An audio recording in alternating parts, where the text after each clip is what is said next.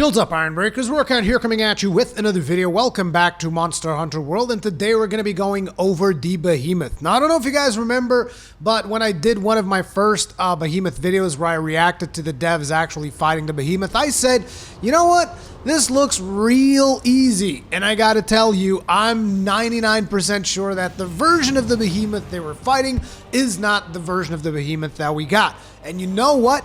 I love the fact that that's how they did it.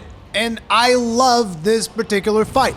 And I know that there's a lot of people out there right now that are super frustrated, and you guys are like, the hell, man, why is this fight so hard? Why is it gotta be so hard? Why can't I solo it? And all of these things. And look, I understand. You guys are used to something very specific from Monster Hunter. It's like, hey, new monster comes out, I grab my gear, I go up to the new monster, I beat his face like a piñata, and I get all of my fat loot. That's not how it works with the Behemoth. The Behemoth actually takes several MMO mechanics into consideration, and while one of those particular mechanics is, in my opinion, extremely flawed, it still overall brings that MMO feel to it, and that's one of the things that I love about this fight, because it combines two genres that I really love, the genre of monster hunting together with like raiding, because this kind of feels like a raid. You actually have to practice a little bit, you actually have to get the tactics down, or you're going to die. So first and foremost, we're going to be talking about tactics and general tips that I've gathered from the fight so far. Bear in mind, I've only fought them a couple of times at this point, so I might refine these and do another video later down the line explaining even more things, but I am going to give you some tips if you guys are struggling right now. The other thing is, I'll also be talking at the end of the video about something that I think you guys can do if you are having trouble finding groups and you want to get together with people that hopefully know what they're doing. I will be talking about that at the end of the video as to not to bore you guys too much at the very start. Let's get started. So the very first thing is actually before you even go into the Behemoth encounter. Doesn't matter what build you're using, before you even queue up for that quest, make sure that you hit the armor smith and fully augment your armor set. I cannot emphasize this enough, okay? The Behemoth is going to hit really friggin' hard. And therefore, if your armor is not augmented, you are going to be carting more than the other players. And considering that you only have 35 minutes time limit for this fight, and you can only cart 3 times, you have to make sure that your armor is augmented. Next thing is, you will most likely not beat him in your first attempt. Maybe not your second, maybe not your third, depending on how good your group is. Do not be discouraged. This is how it works when you are raiding in an MMO. You have to learn the mechanics. You have to practice, practice, practice. Repeat. Learn the patterns. Learn the tells. You have to actually learn this fight. So if you get defeated your first 10 times, don't worry about it. Think of it like this. I think at this point I might have fought him like, I don't know, anywhere between 10 to 15 times. And out of those 10 or 15 times, I've only actually downed him 3 times. Okay? I'm not saying I'm the greatest or anything like that. I'm saying I'm usually pretty good at this shit, and even I am dropping dead quite a few times. Okay, so bear that in mind. Be prepared to wipe a couple of times and keep practicing. Practice your runs. Learn more. And I know you guys are going to say, oh, but the randoms and this and the other. Like I said, we'll talk about that at the end of the video. Now, continuing onwards. One of the very first things is as soon as you enter the arena and you go to the very first area, in this area, no doubt you guys know that there's 2 ceiling traps. Those ceiling traps deal a crap ton of damage, so make sure to always use them. Get your group to position appropriately beneath the traps, trigger the traps, make them fall on top of his head. That's 1,750 damage each time for each of the traps, which totals to 3,000 something damage. Lots of damage, basically. So be sure to make use of that, okay?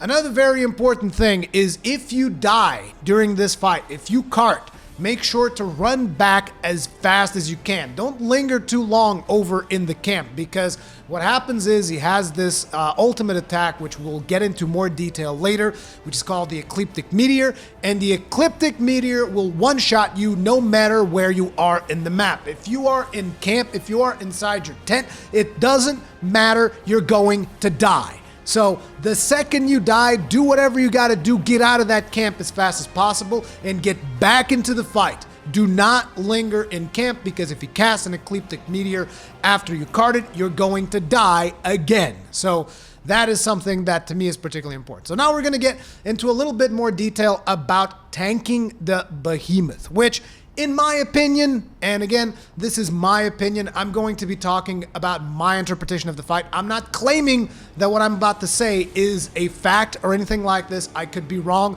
This is the feel that I've gotten for the amount of times that I've fought the monster so far. And the feel that I've gotten is that tanking him is not the most useful thing to do. And I know a lot of people disagree with this viewpoint. A lot of people are like, no, it's real good because the tank will hold the aggro and all of this other thing. But in my opinion, the mechanics of enmity are not working like you usually get them in an MMO. As in, you don't, at least this is the feel I get. Again, you don't really seem to be building up to get the aggro. What it seems to me that is happening is when the Behemoth is about to enrage, he goes into the state right before someone gets enmity, and like the first person to hit him in the head at that point is going to get the enmity. It doesn't feel to me like you're actually building aggro on this monster. Again, I'm not claiming this is the case. This is how I've felt. Like I've had fights where I was non-stop hitting him in the head, non-stop, and I was landing the hits in the head too, just like non-stop smacking him. And then all of a sudden someone comes along and they either mistime a hit or something. They hit him in the head once, boom, instant aggro. So that's kind of why I feel that enmity is not working the way that we are used to in MMOs. And maybe that's intentional, maybe it's not, but ultimately what that has led me to believe is that tanking is not super useful. Because also, whenever you go up against them with a spear, sure, you're going to deal damage, but there are other weapons that deal a lot more damage, and I find damage to be more important than necessarily tanking. And that's something that has been common throughout the fights that I've actually done against him.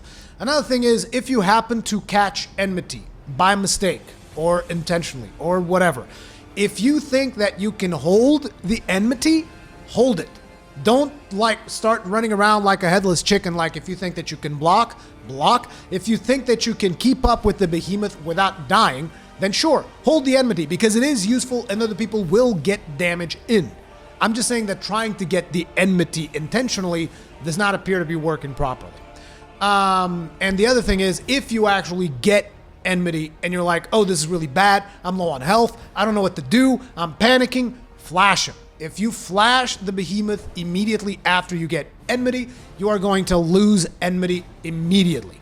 So just flash out of it if you don't know what you're doing, or if you're scared that you're going to die and cause your team to cart, just like flash out of it and get out. Now, if you are, however, staying in enmity and if you're actually trying to tank the Behemoth appropriately, I think the most dangerous move that he has is the belly flop. There's a move that he does where it does this belly flop, lands on top of you, pushes you away, and you're going to be like on the ground for a good long while. And usually that is how he will kill you, because immediately after that he will cast a spell, or he will jump on top of you and keep spamming attacks on you, and you will die. So if you do plan on actually going after the enmity mode and getting enmity, make sure that you get a guard up jewel so that you can block that belly flop, okay? Guard up jewel will be able to block the belly flop so long as you have some kind of a shield. So take that with you if you happen to catch enmity, if you're trying to get enmity, if you're trying to tank. Now, the other thing is a lot of people are talking right now about support. Having a support on your party is great. It is not mandatory. I have brought him down without a single support in the party. You don't need to have a support. You don't need to have a tank. The one thing that you definitely need is to deal damage. And in my opinion, in this particular fight, damage is the most important thing. Like a lot of people tell, oh, it's all about the tanking, it's all about the support and all this stuff. And while those things are important, then they can play roles. Again, in my opinion, minus the tanking, I don't think that tanking is that important. But anyway, while those things are important, nothing to me is as important as damage. Because here's the thing, the longer this fight drags on, the more chances there are of people making mistakes. And when someone makes a mistake, they cart, they have to run back, you lose damage, and then there's a chance that someone else will cart, and if 2 people will cart, then you only have 1 cart left before you're done with the fight. So if you kill him faster, there's less chances of people dying. So lots and lots of damage is actually what I advise. And I know a lot of people are going to call me out on that because I did that video where you don't have to stack attack, and you don't have to stack attack. As a matter of fact, the build that I use to deal damage doesn't even have a single point in attack boost. It still managed to deal a ton of damage because of how consistently I can deal that damage. We'll get into builds later down the line.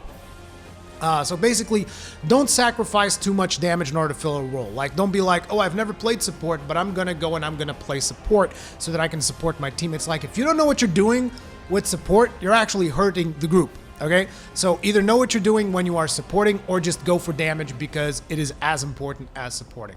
So even though I don't think that tanking is that important, one thing that I do think is super important is mounting.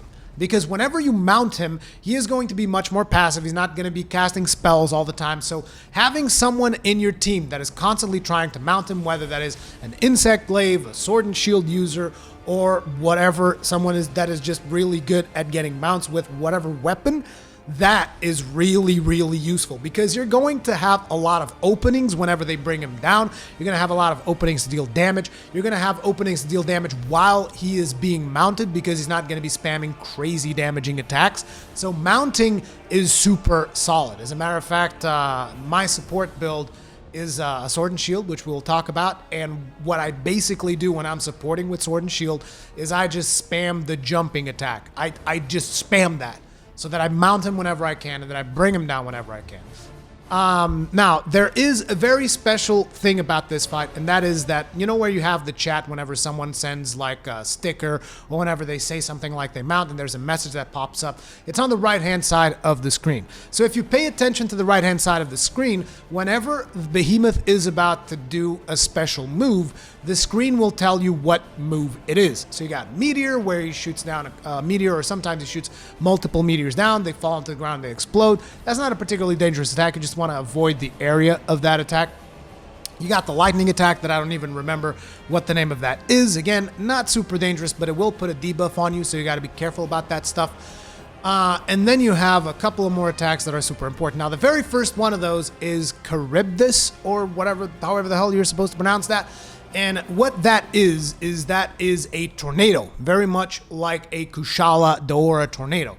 Now, whenever he starts casting this, the person who he is casting it on is going to have like a wind effect below them, okay? And that wind effect is going to indicate, you know, pretty soon there's going to be a tornado where you're standing. So, 2 things here. You can interrupt this by flashing the Behemoth whenever he begins doing it. But in my opinion, you don't always want to flash out of it. It's like most of the time you want to flash a tornado. Sure, that's fine. But the way that I prefer to do it, the way that I think is the most efficient way of doing it, because sometimes people are too busy, they don't have enough time to flash, or maybe they didn't craft a flash, and you know, there can be chaos ensuing. So to me, the best way is whoever is getting the tornado cast on them, run away from the group. Run away somewhere else. Like, run really far from wherever the group is fighting so that the tornado spawns really far away from your group in the event that tornado spawns. Everybody else in the group that sees that Charybdis is being cast and is not being targeted, you guys should go and try to flash the tornado from the boss. So basically, the person getting the tornado cast on them, run away so that in the event that you guys can't interrupt it, at least the tornado is not going to damage your group. Everybody else, try to interrupt the tornado so that it doesn't get cast at all. That, in my opinion, is the best way of doing it. However, if you are getting the tornado cast on you and you feel that, oh, I can reliably flash this, just flash it. It's fine. Be aware, though, we had a couple of times where flashes stopped working. I believe that after you flash them a bunch of times, it's going to stop working. And getting into the habit of running away from the group is going to be useful for when they release the hyper version of the Behemoth, because I don't think you will be able to flash tornadoes as often in the hyper version. So you're already preparing yourself and conditioning yourself to the harder fight that will be coming down later down the line. Now, one of the most important things in this fight is positioning yourself. And I know, even I have been failing on this because I'm not used to having that much of an importance in my position when it comes to Monster Hunter World, which is weird because having a World of Warcraft background, that's one of the things that World of Warcraft really gave me is situational awareness in video games. And in Monster Hunter World, I've kind of been slacking on that because I just been like, oh, I'll damage and stagger and kill everything. And usually I don't have to worry about my positioning all that much. In this fight, you definitely have to concern yourself about it. So there is a spell that he casts which is called a comet. The comet brings down like this big rock. The rock stays on the ground. So a very important thing, whenever you're fighting the Behemoth, you don't want to be fighting too close to those rocks. But on the other hand, you don't want to be fighting too far away from those rocks either, because those rocks are the only thing that can save you when the Ecliptic meteor is cast. So you have to stand behind the rocks. Now, a very important detail here is that when you are standing behind those rocks, you are not trying to shield yourself from the Behemoth. Keep that in mind. You are shielding yourself from the Ecliptic meteor. So whenever he casts Ecliptic meteor, you actually have to look around. There will be a large area of effect on the ground, which you will be able to spot. That is where the Ecliptic meteor is going to land. So you need to make sure that the rock is between you and the Ecliptic meteor. Sometimes that means that the Behemoth might even be standing behind you. Doesn't matter. What you need to shield yourself from is the meteor, not the Behemoth itself. So keep that in mind. And this is why positioning is so important. You want to be close enough to the rocks that you can run behind the rocks at a moment's notice, but also far away from the rocks enough so that the Behemoth isn't hitting them. Because if the Behemoth hits the comets will get shattered, and then you don't have a shield against Ecliptic meteor. Now, talking about Ecliptic meteor, this is actually an extremely predictable mechanic, okay? Not only is there a warning whenever he starts casting it, there's a warning even before that. So here's the thing. From all of the fights that I've done so far, this is how it's worked out. There are 4 locations that the Behemoth goes to. Usually you start in that room with the 2 rocks. From there, he will move to the next room over, and from there, he will either move onto the fire area, which in my opinion is a better position to fight him, or towards to the Nergigante lair. And either way, there will be one more transition. So ultimately, there are 4 locations that you're fighting in. Now, when he shifts from location 1 to location 2, there shouldn't be an Ecliptic meteor. So you're fine. You don't have to worry about that. However, when he changes from position 2 to position 3, there will be an Ecliptic meteor. And the cool thing about this is that, as you guys know, whenever a monster is about to switch areas, if you look to your minimap, which should be flashing red because you're fighting a monster, the minimap will stop flashing red and go white. This is to indicate that the monster is going to move to a different area. You don't have to worry about it. Now, the map does this before the Behemoth casts Ecliptic meteor. So, if you see your map changing from red to white in the transitions between areas 2 and 3 and 3 and 4, you know that an Ecliptic meteor is about to be cast. So if you see that, start positioning yourself to go behind one of the comets. Okay? Sometimes he will do that and then he will cast a comet and only then he will cast an Ecliptic meteor. It all depends on how you are doing in the fight, but essentially, whenever you see that map go from red to white, that's your signal. Incoming Ecliptic meteor. And shortly after you will begin casting it, position yourself behind the rock. Bob's your uncle. Okay? Like I said, you will cast it switching between areas 2 and 3 and 3 and 4. And ultimately, in the final area, the event ends with an Ecliptic meteor. So there will be one final meteor at the very end of the fight. So always be aware. Where are the comets? I got to be close enough to the comets that I can run to them when he's about to cast it, but I also got to be far away enough from the comets that he is not hitting the comets while we are fighting him. These are most of the tips that I have for you. Like I said, I don't think tanking is important. Support is good, but it is not mandatory. Mounting is really good. Mount often. I think that status ailments are also really good, like stuff like paralysis and sleep, but I personally haven't used them all that much. And you know, if you're running pugs, most likely you are not going to get very good results with that kind of stuff, so I wouldn't worry too much about it. Focus more on the damage. And again, probably the most important thing of all, do not get discouraged if you fail.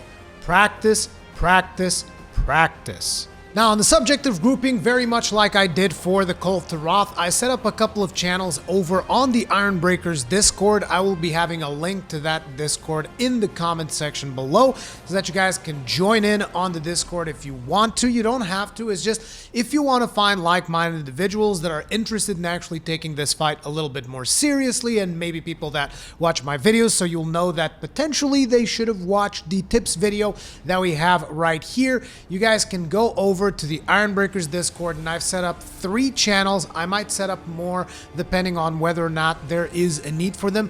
Those channels are MHW PS4 Behemoth Alpha, MHW PS4 Behemoth Bravo, and MHW Xbox Behemoth Alpha. I'm not going to set up a channel for the PC just yet because I don't think that the PC version is going to have the Behemoth on launch. That should be added later down the line. But anyways, this is going to function very much like it functioned for Call of Roth. It's like if you want to get in there, go to that channel, see if anyone posted a session ID, join that session, and see if you can join in on those hunts.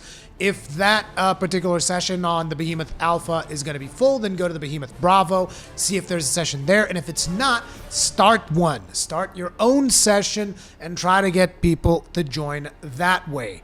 The same thing goes for the Xbox. The reason why there's only one Xbox channel is because there are a lot less Xbox users on the Ironbreakers, but if I see that there is a massive need for an additional Xbox channel or more PS4 channels, I will be adding those as necessary. But basically, get together through that Ironbreakers Discord. You can even chat over there if you prefer using that over the PlayStation Party system, and just get together with like-minded individuals, go hunt the Behemoth, have fun. Naturally, whenever I am live streaming, I will be hosting an open lobby so that people can join in and hopefully get in on the Behemoth slaying action. As per usual, thank you guys very much for watching this video. If you enjoyed it, if it helped you in any way, make sure to hit that like button. It helps out so much. You guys have no idea. And subscribe to the channel and hit the bell icon so that you're actually notified of my future videos. 2 video suggestions that you guys can go check out are on screen right now. Thank you guys very much for watching, and I will see you in the next one.